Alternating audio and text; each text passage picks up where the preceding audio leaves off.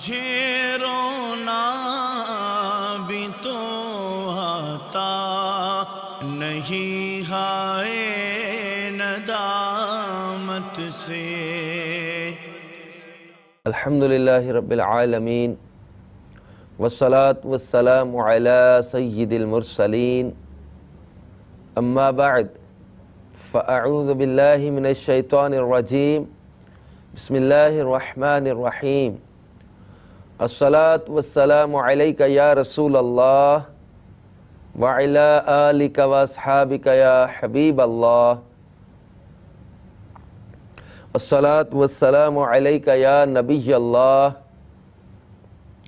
وعلی آلک واصحابک یا نور اللہ۔ مدنی چینل کے ناظرین، مدنی چینل کے سلسلے ندامت کے آنسو کے ساتھ ایک بار پھر حاضر ہیں۔ سرکار نامدار، مدینے کے تاجدار، تو عالم کے مالک و مختار صلی اللہ تعالی علیہ وآلہ وسلم کا فرمان عالی شان ہے، جمعہ کے روز مجھ پر درود کی کثرت کرو، کیونکہ جو ایسا کرے گا میں اس کی شفاعت کروں گا۔ صلو علی الحبیب صلی اللہ تعالی علی محمد وعلی آلہ وصحبہ وبارک وسلم۔ مدنی چینل کے ناظرین، اللہ تبارک و تعالی نے ہمیں زندگی میں پھر شعبان المعظم کا مہینہ عطا فرمایا۔ یہ وہ بابرکت مہینہ ہے جس میں کثرت کے ساتھ نبی کریم صلی اللہ تعالی علیہ وسلم پر درود پڑھا جاتا ہے۔ یہ وہ مبارک مہینہ ہے جس میں کثرت کے ساتھ استغفار، توبہ اور اللہ تعالیٰ کی بارگاہ میں معافی طلب کی جاتی ہے۔ یہ وہ مبارک مہینہ ہے جس میں کثرت سے روزے رکھے جاتے ہیں۔ ہمارے پیارے آقا صلی اللہ تعالی علیہ وآلہ وسلم کو یہ مہینہ روزوں کے لیے بہت زیادہ محبوب تھا۔ کثرت کے ساتھ اس ماہ مبارک میں عبادات کرتے، خوب اللہ تعالیٰ کی بارگاہ میں گریہ وزاری کرتے۔ شعبان المعظم کی 15ویں رات نامہ اعمال تبدیل ہوتے ہیں۔ ہم اپنا اپنا جائزہ لیں کہ اس سال کہ میرے نامہ اعمال میں کیا کیا ہے، سال بھر اور پچھلی زندگی بھر کے اپنے اعمال کا محاسبہ کریں، جس کو ہم فکر مدینہ کہتے ہیں۔ جائزہ لیں، غور و فکر کریں،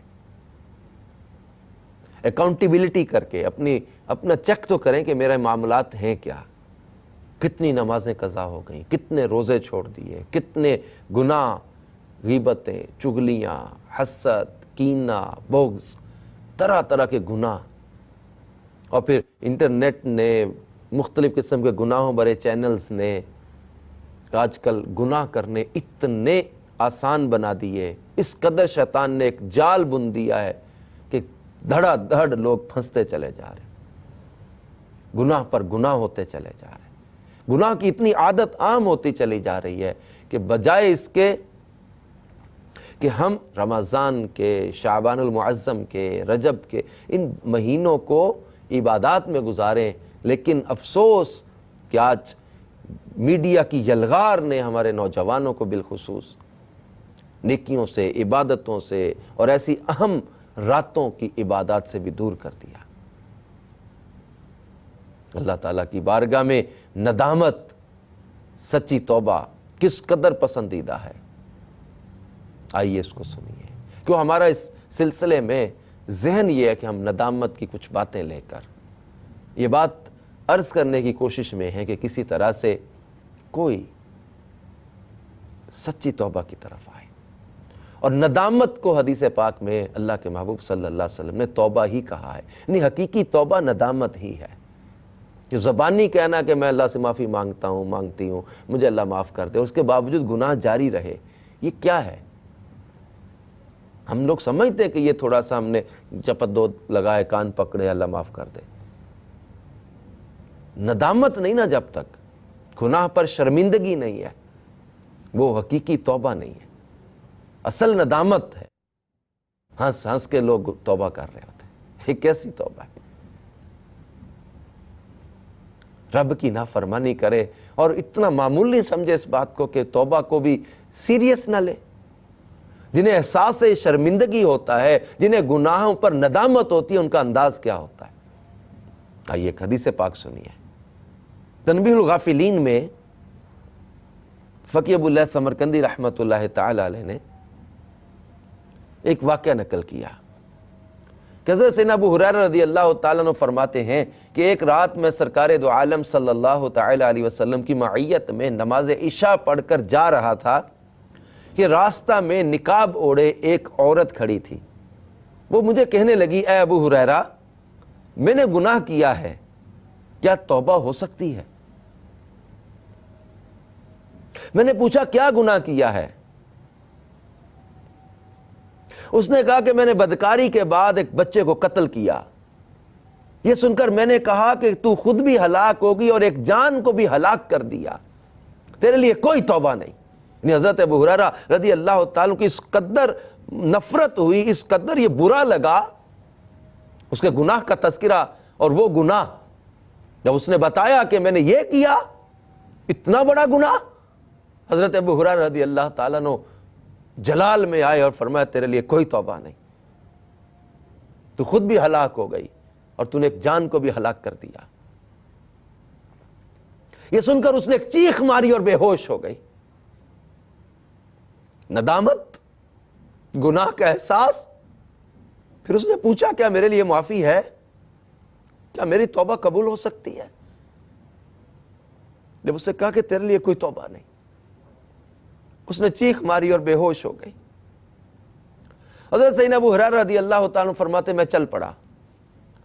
راستے میں خیال آیا کہ سرکار صلی اللہ تعالی علیہ وسلم کے ہوتے ہوئے اس طرح مسئلہ بتانا اچھا نہیں. میں نے صبح ہی صبح سرکار صلی اللہ علیہ وسلم کی بارگاہ میں پہنچ کر رات والا واقعہ گوش گزار کیا، اور اس کی آقا مجھے کسی نے یوں پوچھا ایک انتہائی سخت گناہ کے بارے میں نے اسے کہہ دیا کہ تیرے لیے کوئی توبہ نہیں، تو ہلاک ہو گئی. تو پھر مجھے خیال آیا کہ آپ صلی اللہ تعالی علیہ وآلہ وسلم سے پوچھوں کہ اصل بات کیا ہونی چاہیے. جب سرکار صلی اللہ تعالی علیہ وسلم کو سارا واقعہ سنایا تو سرکار صلی اللہ تعالی علیہ وسلم نے فوراً انا للہ پڑھی، انا للہ و انا الیہ راجعون، اور فرمایا قسم بخدا اے ابو ہریرہ تو خود بھی ہلاک ہو گیا اور ایک نفس کو بھی ہلاک کر ڈالا. یہ سن کر حضرت ابو ہریرہ رضی اللہ تعالیٰ فرماتے ہیں کہ میں آپ صلی اللہ تعالی علیہ وسلم کی بارگاہ سے نکل کر مدینہ شریف کی گلیوں میں دوڑ دوڑ کر کہتا تھا کہ ہے کوئی جو مجھے فلاں فلاں اوصاف والی عورت کے بارے میں بتائے. حتیٰ کہ رات کے وقت مجھے وہ عورت اسی جگہ ملی. میں نے اسے بتایا کہ سرکار مدینہ صلی اللہ تعالی علیہ وسلم نے فرمایا ہے کہ اس کی توبہ قبول ہو سکتی ہے. اب اس نے خوشی سے چیخ ماری اور کہنے لگی میرا ایک باغیچہ ہے جسے میں اپنے گناہ کے کفارہ کے طور پر مساکین کے لیے صدقہ کرتی ہوں. اس عورت کے دل میں اس قدر بے قراری تھی کہ میں کسی طرح سے مجھے معافی مل جائے.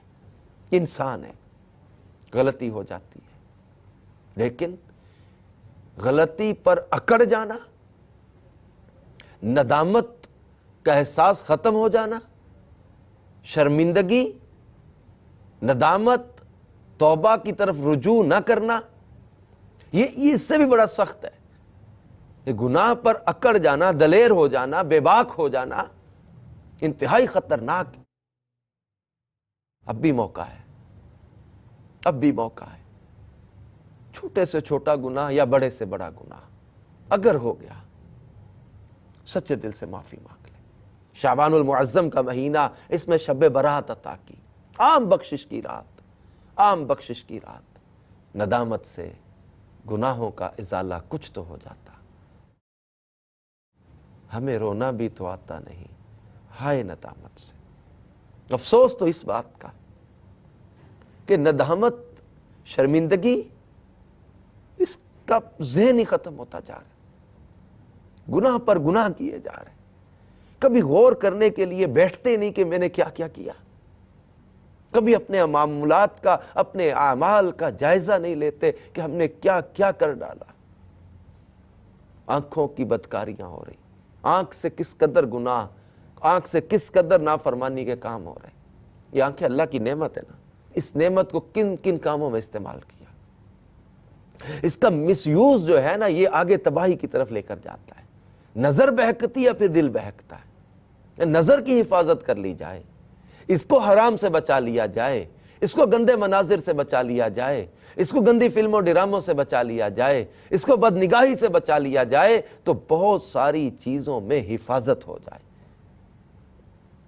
اے میرے پیارے میٹھے اسلامی بھائیوں اور مدنی چینل کے ناظرین، آئیے ہم سب اس ماہ مبارک میں اپنا ذہن بنائیں کہ ہم اپنی نظر کی حفاظت کریں گے، بدکاری سے اپنے آپ کو بچائیں، اپنے معاشرے کو بچانے کے لیے نیکی کی دعوت کو عام کریں، مدنی چینل دیکھتے رہیں، مدنی قافلوں میں سفر کرتے رہیں، دعوت اسلامی کے ہفتہ وار اجتماع میں شرکت کرتے رہیں۔ انشاءاللہ تبارک و تعالی یہ چیزیں ہمیں نیکی پر استقامت کی طرف بھی لائیں گی اور توبہ پر استقامت بھی دلائیں گی۔ مجھے رونا بھی تو آتا نہیں، ہائے ندامت سے